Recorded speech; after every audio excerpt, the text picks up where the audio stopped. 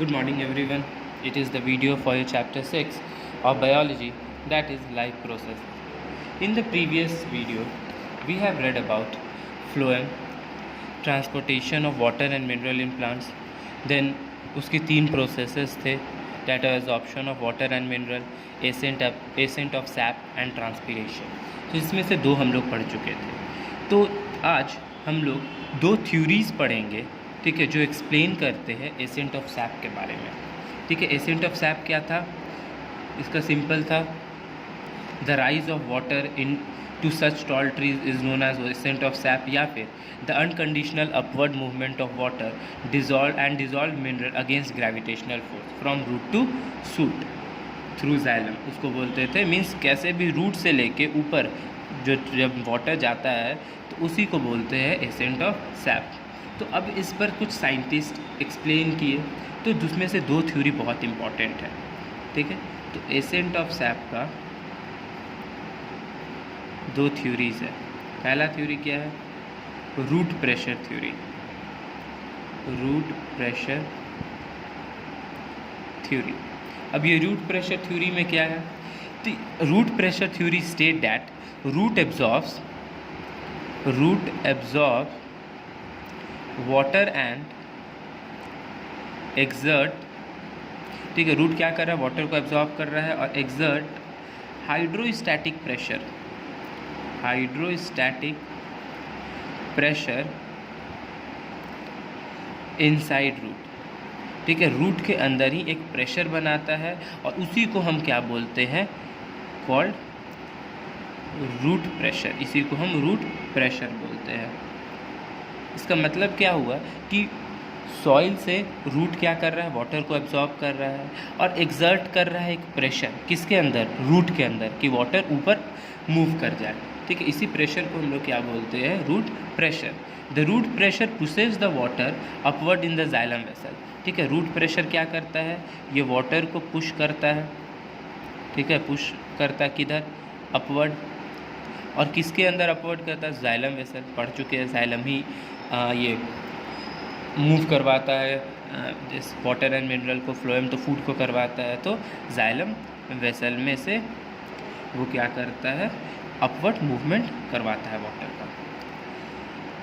अब ये root pressure को हम लोग कैसे देख सकते हैं, ऑब्जर्व कर सकते हैं? तो सिंपल एक फ्लैशी ये एक स्टेम को कट कर दीजिए और उसमें देखिएगा कि अगर स्टेम को कट किए है तो उसमें से वो कंटिन्यू करेगा वाटर को ऊपर में ब्लीड करते हुए.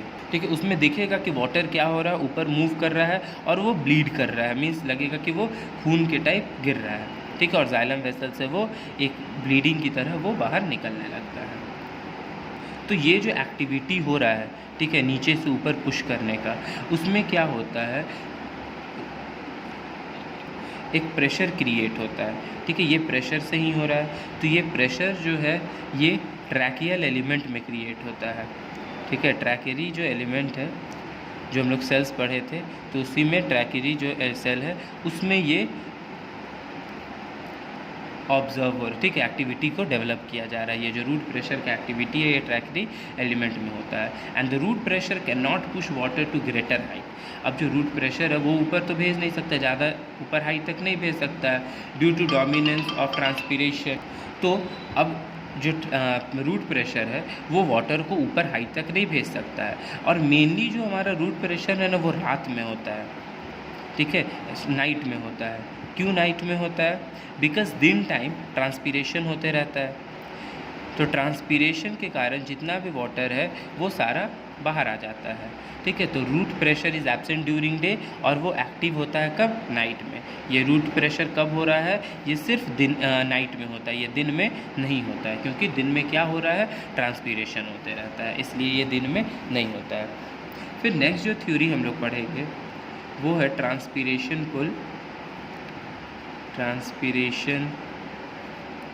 पुल एंड कोहेंसन टेंशन थ्योरी. अब इसमें होता क्या है? The transpirational pull and coherence tension theory explain the movement of water from root to aerial part. अब रूट प्रेशर ज़्यादा ऊपर हाइट तक तो सेंड नहीं कर सकता था वाटर को, एक लिमिटेड हाइट तक सेंड करता है, तो और ऊपर कौन करेगा? तो ये जो ट्रांसपीरेशन पुल और जो कॉम्प्रीहेंशन टेंशन है, ये लोग ये अलाउ करते हैं मूवमेंट ऑफ वाटर अपवर्ड। तो ये थ्योरी क्या एक्सप्लेन करता है? Explains that the movement of water, ठीक है, ये theory explain the movement of water from roots to aerial part in trees. ठीक है, तो अब ये जो ट्रांसपीरेशन पुल है और कोहेरेंसिव टेंशन है, इस थ्योरी में ये एक्सप्लेन होता है कि जो भी मूवमेंट ऑफ वाटर है रूट, ठीक है, से लेकर कहाँ तक ये जाता है? एरियल पार्ट इन ट्रीज, जो अलग अलग और पार्ट है उसमें जाता है। तो this theory has 2 essential feature. ठीक है, इस थ्योरी का 2 फीचर है। पहला फीचर क्या है? That is coherence of water, coherence of water and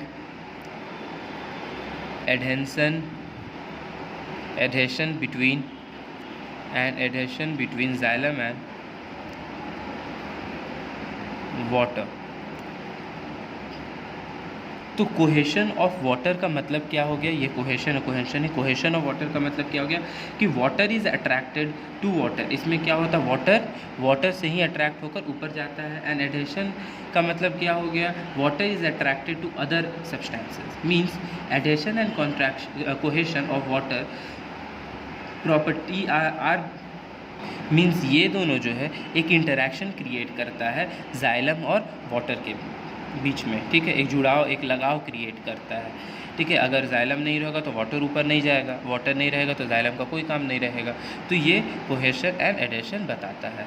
और सेकंड क्या है? Transpiration pull. Transpiration pull.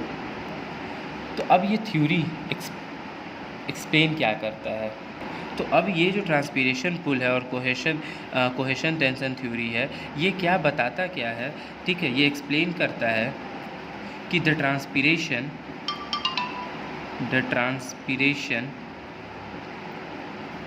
Pull generated in the leaves of the plant is responsible for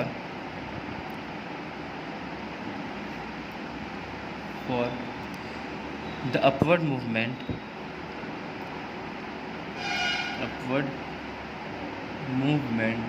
of water which pulls the water column filled in tracheary elements. तो इसमें हम लोग पढ़े थे root pressure theory में भी कि वाटर प्रेशर, जो रूट प्रेशर है वो कहाँ से ऊपर पानी जाता है? That is from tracheary element of xylem. इसमें भी सेम है। तो इसका जो 2 फीचर्स था, cohesion of water and adhesion between xylem water and transpiration pull, ये एक्सप्लेन करता है कि वाटर जो ट्रांसपीरेशन पुल हो रहा है वो जनरेट करता है वाटर को ऊपर मूव करने में। कहाँ से? तो लीव्स से।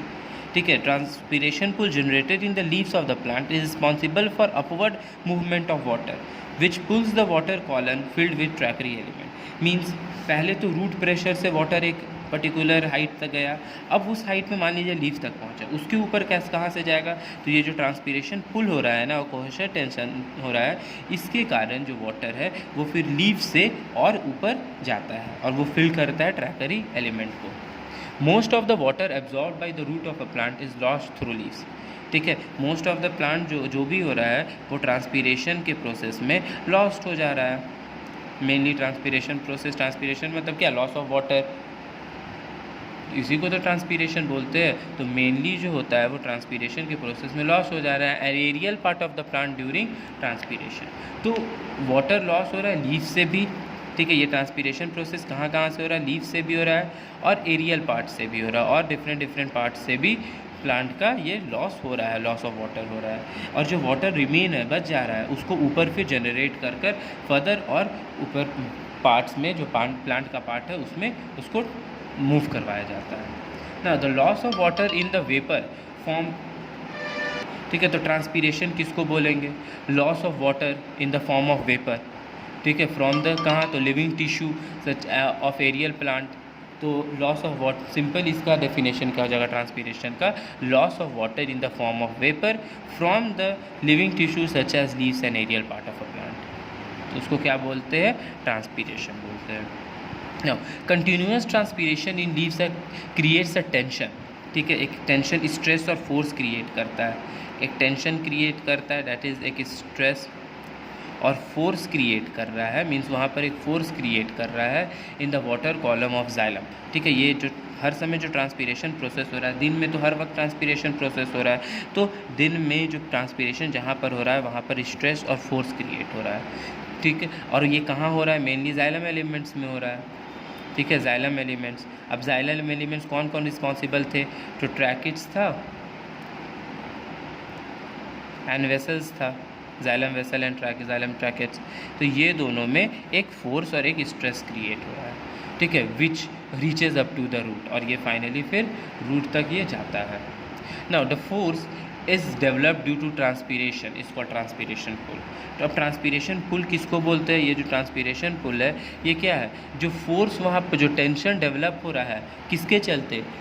प्रेशर के चलते, ठीक है, ट्रांसपीरेशन के चलते जो वहाँ पर एक फोर्स जनरेट हो रहा है जिस एरिया में जाइलम वेसल के अंदर में, उसको हम लोग ट्रांसपीरेशन पुल बोलते हैं। Because of this pull the water column is pulled up from the below to top of the plant. तो इसी पुल के कारण यहाँ पर जो प्रेशर क्रिएट हो रहा है, जो फोर्स क्रिएट हो रहा है, उसी के कारण क्या होता है? वाटर नीचे से फ्रॉम बॉटम टू टॉप, ठीक है, बिलो टू टॉप प्लांट में वाटर मूव कर पाता है।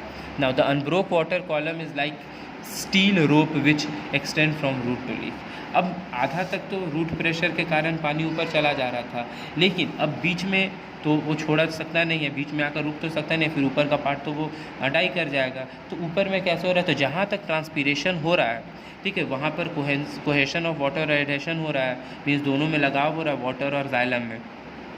तो upward movement of water root से एरियल पार्ट तक हो गया, ठीक है। अब उसके बाद जहाँ पर ये अपवर्ड मूवमेंट हो रहा है एरियल पार्ट तक, अब वहाँ पर ट्रांसपीरेशन हो रहा है।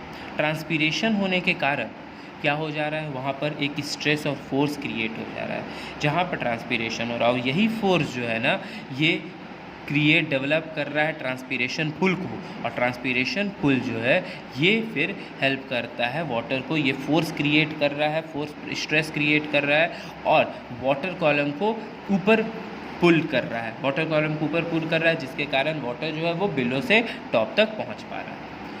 अब इसके लिए फिर क्या है? पोटोमीटर एक इंस्ट्रूमेंट है। Potometer is an instrument